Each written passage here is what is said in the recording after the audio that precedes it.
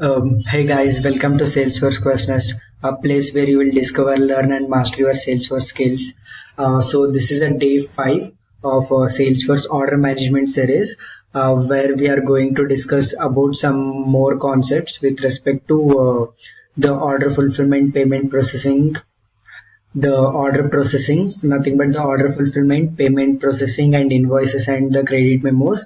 In the previous session, we have have explained on the order summary, order and the change orders in detail. I hope you have gone through that session, and I hope that the concept is completely clear. And if you are having any queries with respect to those concepts, please let me know in the comment. And yeah, so now in this session, I'll explain this order fulfillment, payment processing, and the invoices and the credit memos. Okay, so let me go back to my channel, YouTube channel. Okay, so here you can see this is a day 5. So I have already uploaded day 1, 2, 3, 4 in the playlist, where you can see from the basics, nothing but from the basics, nothing but what is OMS, why we need, what is an order life cycle journey, and now we are in now that basic part is done, why business needs an order management system, everything is done. And also we have gone through some of the Trailhead modules, where we also understood about the OMS and also the order management console. And also yesterday I have explained the orders, order summaries, change orders, what are those objects, when it will create, what is the use. Okay, so I have explained those in detail. Please go through that. And yeah, so now let me start with the today's concept. Okay, so today I'm planning to explain the order fulfillment, payment processing, invoicing, and the credit memos. Okay, let me open this Trailhead. And yeah, so here you can see the objective. So these three we are going to complete this today, nothing but once after you complete this session, you will be able to easily describe how to automate the order fulfillment and the payment processing in the order management. Also, you can able to easily identify the information included in the fulfillment order, nothing but yesterday we saw what is order summary, and also we saw with an order summary what kind of actions that we can do, or what kind of information that we will get, right? So in the similar way, we will also see, or we will also identify what kind of information that we will get in the fulfillment order. Okay, and also we will see something related to the order payment summaries as well. Okay, so now first we'll start with the fulfillment process. So now what is fulfillment process? Okay, so the fulfillment process is nothing but once the order come to OMS, right?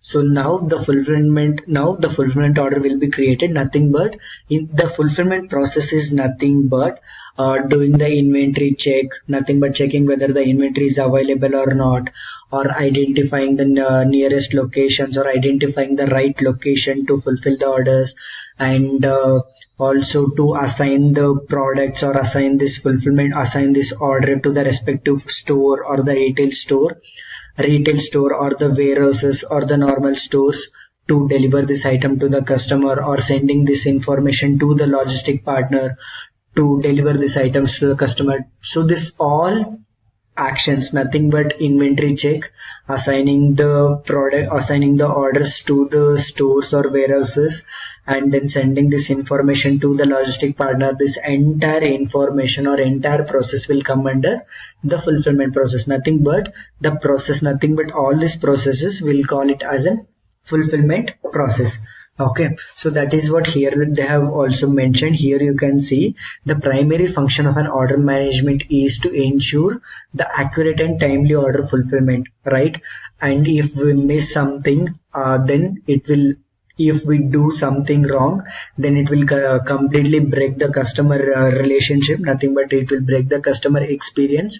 So there may be a chance of the customer might not be happy with the service that the business is providing, and they'll go with the other shops or other stores, right? So that's why the managing this fulfillment process is very it's like very important. Okay, so that's why we will understand now how to manage this fulfillment order. Okay, so now consider here you can see if we are not using the fulfillment process, right, automatic fulfillment process, if we are using it or if we are handling through manual, then it will be difficult to manage, like collecting the payment, sending this information to the logistic partner, or sending this information to the stores or warehouses, or sending this information, or checking the inventory. This entire process, if we are not automating within in the order management system, and if we are handling it in manually, right, it will be very difficult task, and there is a chance that we may lose the data, or we may not be able to deliver the items to the customer on time. So in this case, of course, the customer will not get satisfied with the service that the business is providing. So ultimately, they'll lose the customer. The business will lose the customer. So managing the fulfillment process is very important. Okay. So now I'll explain how we can manage, or how we can manage this fulfillment process in the order management system. Okay, so along with the so if you remember, along with an order management system, I also told that I'll also explain the omni-channel inventory, nothing but to check the inventories, our inventory availability, hold, future stock, available to order, available to fulfill, right? So nothing but Salesforce Order Management, that is one application, omni-channel inventory for an inventory check, and also there is one external package called the store fulfillment app. Here you can see the store fulfillment app. So what we can do with this app? So this is not there by default in the org. Okay, so this is an external package that Salesforce is providing, that we need to install it in our org. Okay, so what it will do, it will help us to manage this fulfillment processes, nothing but creating a tickets, to pick the item, to pack the item, to send these items to the logistic partner, right? To manage this fulfillment process, to manage this fulfillment process well, we are going to use the store fulfillment app. Okay, so this store fulfillment also I'll explain it in detail once we come into that part. Okay, so let me scroll down, and yeah, so how we can automate this order fulfillment flow, order fulfillment with flows. So now we discussed about the fulfillment process. Now how can we automate this in the order management system? It's a simple, in order management system, not only about this for the fulfillment, for all other processes as well, like cancel, return, or refund, or adjustments, discounts, right? For everything we have flow. So now since we are completely concentrating on the order fulfillment, now I'll explain only about this one. So automating the order fulfillment with flows. Okay, we already have a flow by standard that the Salesforce is providing. Okay, what it will do, first it will fetch the items from the order, nothing but I'll not specifically mention the object name, because since you people are not, you are not aware of this complete object. So consider like I have an order. Okay, to create a fulfillment order, or to automate this fulfillment process, first it will go to order and it will fetch all the product informations. Okay, and then what it will do, for these products, it will check an inventory, whether the inventory is available or not. If the inventory is available, okay, then it will check in which location the inventory is available. Consider I have ordered two products, one is laptop and one is mobile. Okay, in a single order I have ordered one laptop and one mobile. So in this case, if the inventory is available in single location, consider I have ordered MI laptop and MI mobile, Redmi mobile. Okay, consider both are available in a single store. So in this case, once the order come to OMS, the fulfillment process will start, and in the fulfillment process, while checking the inventory availability, if the inventory is available in a single location, what it will do, it will create a single fulfillment order record by doing the inventory check, because the inventory is available in a single location. So of course we can able to deliver it from the single location. Consider the inventory is not available in a single location. Okay, so I have one store in Bangalore, I have one store in Chennai, I have one store in Mumbai, and I have one store in Pune. Okay, in Pune location, so I have ordered a product from Bangalore. In Pune, the laptop is available, and in Mumbai, the mobile is available. Okay, so here we can't able to nothing but the business can't able to deliver this item to the customers with a single fulfillment order. Nothing but at a time in a single order they can't able to fulfill it. Okay, so that's why it will create a two fulfillment order. It is an automatic process. It will create two fulfillment orders, and for these two fulfillment orders, again the managing this order will be different. Nothing but once this fulfillment order is created, one order will be get assigned to Mumbai location, one order is get assigned to Pune. Pune store will deliver the product to the customer via separately, and even Mumbai store will deliver the product to the customer separately, because both the product were not available in single location. Okay, this is how it will automate. Nothing but this is how in OMS we will automate the order fulfillment process. Okay, that we can handle it completely using the flow. If I scroll down, here you can see a flow. Okay, so for now I'll not explain this flow on detail, because I'm planning to explain each and every flows in detail, and also I am planning to explain in real-time businesses what kind of changes that we will do generally in each of the flows. Okay, so that's why I'll not explain here. I'll explain it in the upcoming sessions. Okay, and let me scroll down, and yeah, so fulfillment order, so what it will generally contain. So now I have explained what is the fulfillment, how to manage the fulfillment, everything, right? So now what is fulfillment order? So the fulfillment order is nothing but, see here you can see, yesterday in order summary also we saw some of the major fields, right?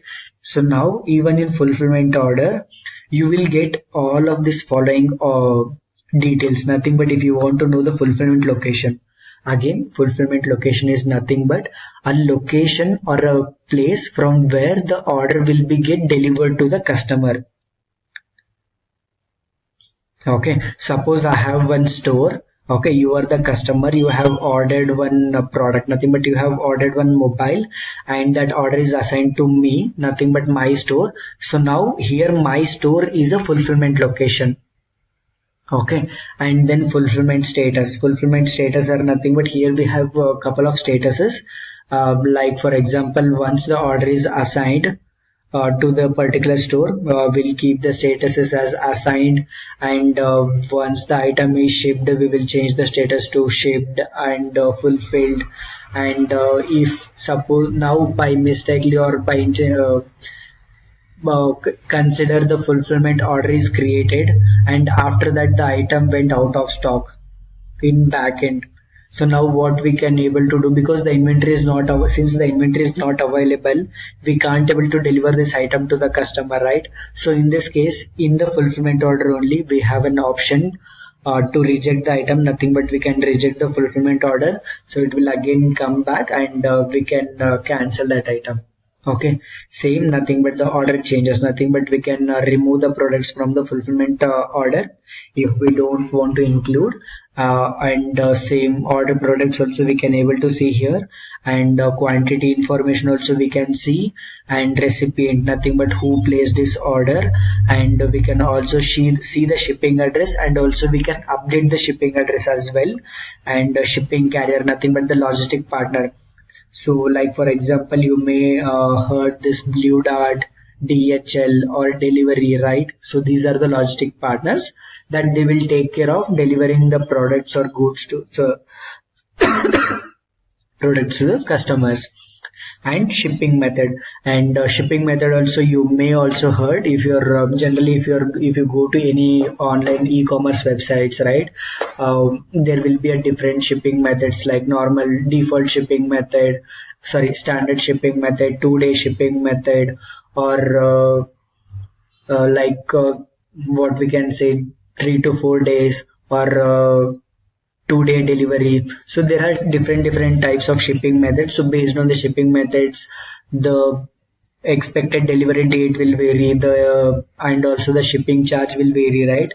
So that is the shipping method, and that information also we can store it, or we can check it on the fulfillment order record. So whatever here we have, whatever details that we are having here, all this we can easily access from the fulfillment order. So let me scroll down. So here also they have explained it again in detail, what we can able to do it on the fulfillment order.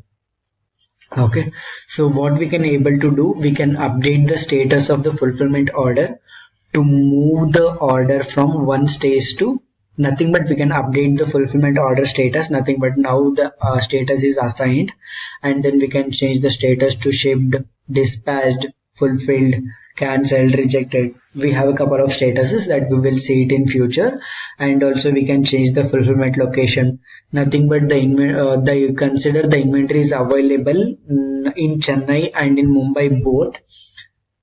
Okay, the product got assigned to Chennai location, but I don't want to deliver the product from the Chennai. I want to deliver the product from Mumbai. So we can able to change the location in the fulfillment order record, and also as I mentioned, we can modify the shipping method and the shipping address, and we can remove any product from the fulfillment order if in case of if the inventory is not available, or if the business wish to if they don't want to deliver this product to the customer. So in that case we can remove from the fulfillment order, and also we can limit the number of fulfillment order assigned to the location by specifying the capacity. So like for example, I have one store in Bangalore and I have one store in Chennai. Bangalore store is like my biggest store where I will have most products. It's like an headquarters, consider like it's a big office or big store where I'll have multiple products, and in Chennai I have a small store. Okay, so now since the Bangalore location store is having a bigger capacity, I want to deliver around maximum of around 100 orders per day, but Chennai location is very small, so I want to deliver maximum of 10 orders per day. Okay, so we can limit this as well. In this case, like for example, consider 100 is the limit in the Bangalore store, 10 is the limit in the Chennai store. Okay, so now in this case, if 10 items every time when the order is assigned to that particular store in each day, this is day wise, in each day it will count and it will check for this capacity. If consider now in Chennai we have assigned 10 capacity as 10. Once 10 orders are assigned to that particular Chennai location, now further if there are any orders in that same day, it will not assign to the Chennai location because that limit got exceeded now. Now it will look for the new location. Okay, even though the inventory is available in a Chennai location, that limit got exceeded now, nothing but the capacity got exceeded for that store. So what it will do, it will check for the next location. Okay, that is what the capacity is. That is also we can handle it in the Salesforce order management system. And if I scroll down, we can automatically route or reroute the fulfillment orders using the distributed order management flows. Again, we have a couple of flows that we will see it one by one in future. In next 2-3 days, we will start the order management flows. And let me scroll down. We can also efficiently handle the B2C orders when the omnichannel inventory is unavailable. So nothing but even without omnichannel inventory, we can able to handle the B2C orders as well. This is also I'll explain how to do this, and also we can handle the exchanges as well.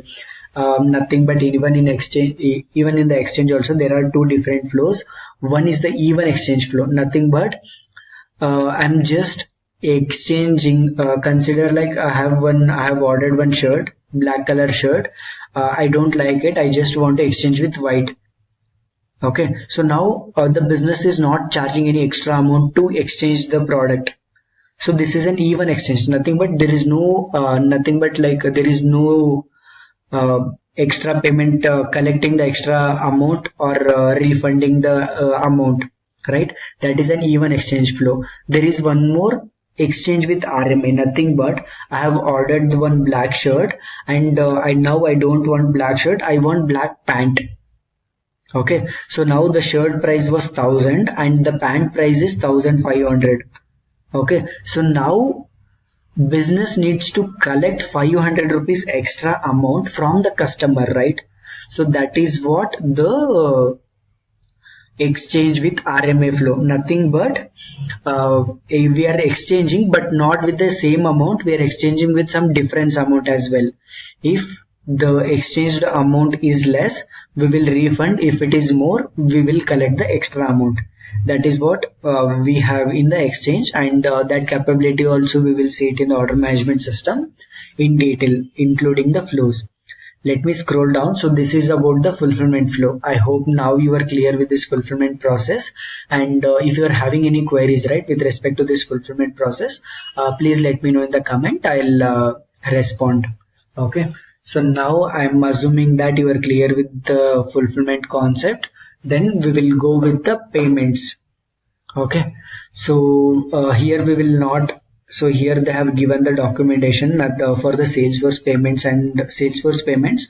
So now I'll tell you in a generic way, because generally the business will not always go with the Salesforce payments, because generally now I have worked on 3 to 4 order management projects. Almost all will use like Blue, all will use like Razor Pay or PayPal or Snapmint. So different types of payment integrations that they will use. So that's why I'll tell you in a generic way the payment integration that we will do for the 3 purposes. One is to authorize the amount. So I told in the first or second session, funds are authorized for the capture from the customer. So first one is to do the authorization. Payment integration we will do for the 3 purpose. One is for the authorizing, one for the capturing, and one for the refunding the amount. What is authorization? Authorization is nothing but when you are placing an order from the website, right?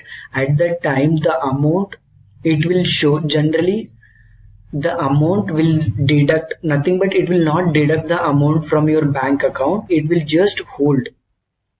Okay, nothing but now you have ordered one phone of rupees around 20,000 rupees, and when you purchase, right, when you go to payment page and if you add payment details and if you place an order, in that time it will not always actually nothing but debit the amount. Okay, it will just authorize it, nothing but it will just block that amount from the customer account. Consider I have 50,000 rupees in my bank account and my phone price is 20,000. Now I have ordered a phone. So now out of 50,000, 20,000 rupees it will block from my account. Okay, nothing but I can't able to spend the 20,000 rupees. That is what authorization is.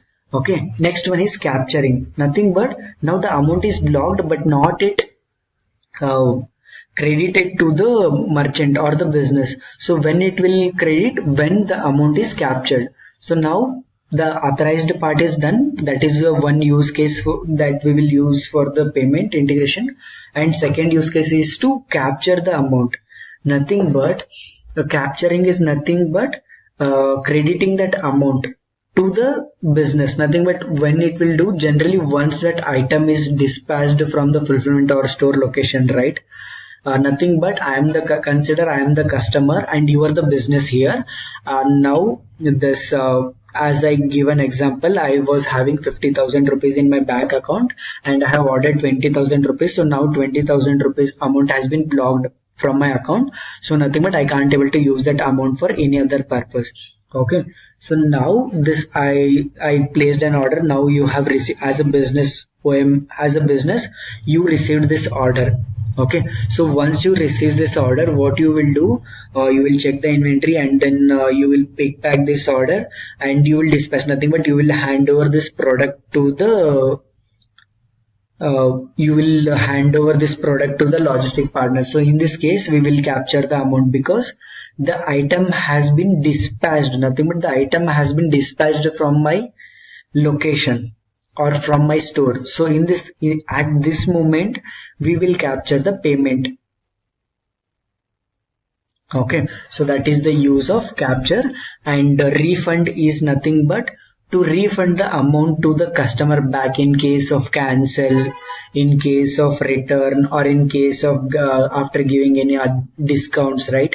We need to refund that respective amount to the customer back.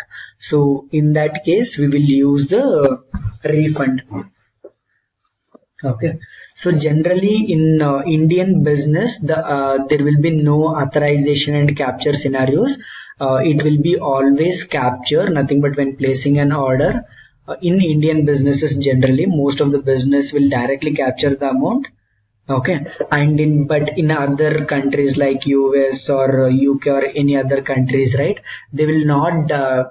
They will not directly capture the amount. First, they'll authorize because now you are the business owner. Okay, you are I have ordered my phone.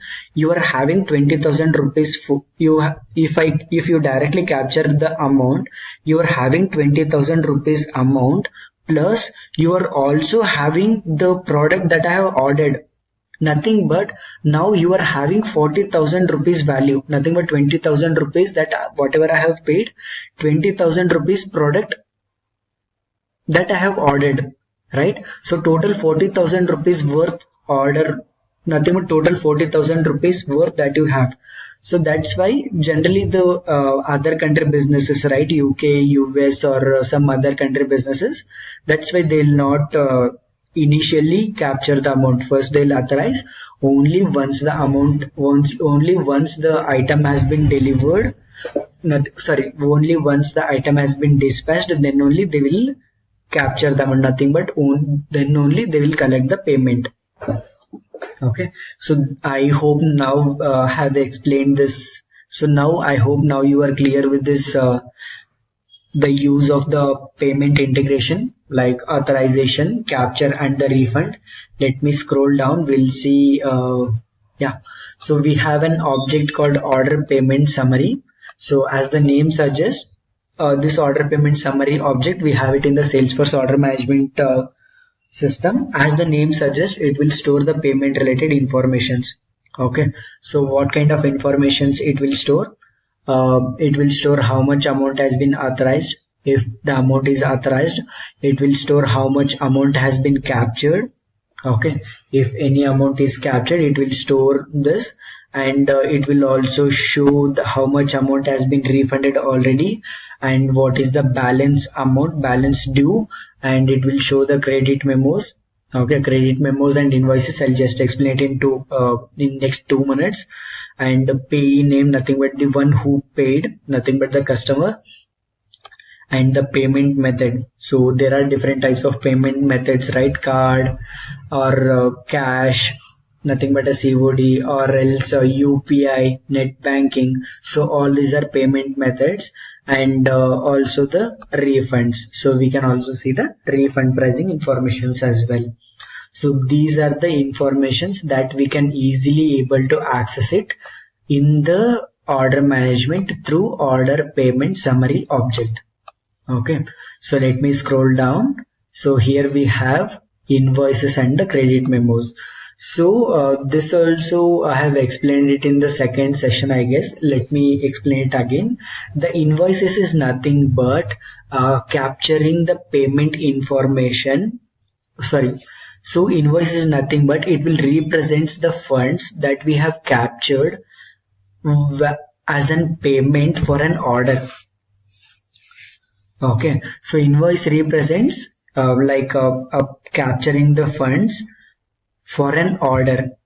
Okay, but the credit memo is exact reverse of the invoice.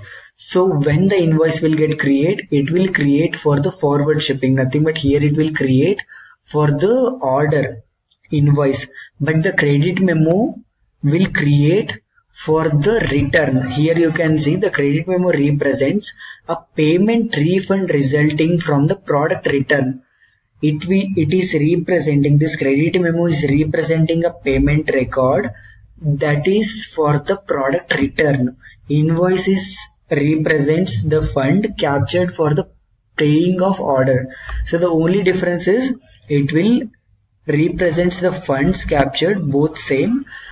Invoice is for the order, credit memo is for the refund. Okay, so that is the only difference. And let me scroll down. Yeah, so this is what I planned. Yeah, so if there are any questions, right, with respect to this order fulfillment or payment processing or invoices and the credit memos, please let me know in the chat. And please let me know in the chat or in the comment. I'll answer them. Okay, and meanwhile, please go through all other sessions as well, so that it will be easy for you to understand the further concepts. And yeah, so once again, thanks for joining, and stay tuned. I'll be back with the next video. Until that, don't forget to like, share, comment, and subscribe so that you will never miss the next video. Yeah, so for any questions or support, right, if you need any support, please reach out to me at salesforcequestionnaires@gmail.com. Okay, yeah, thank you.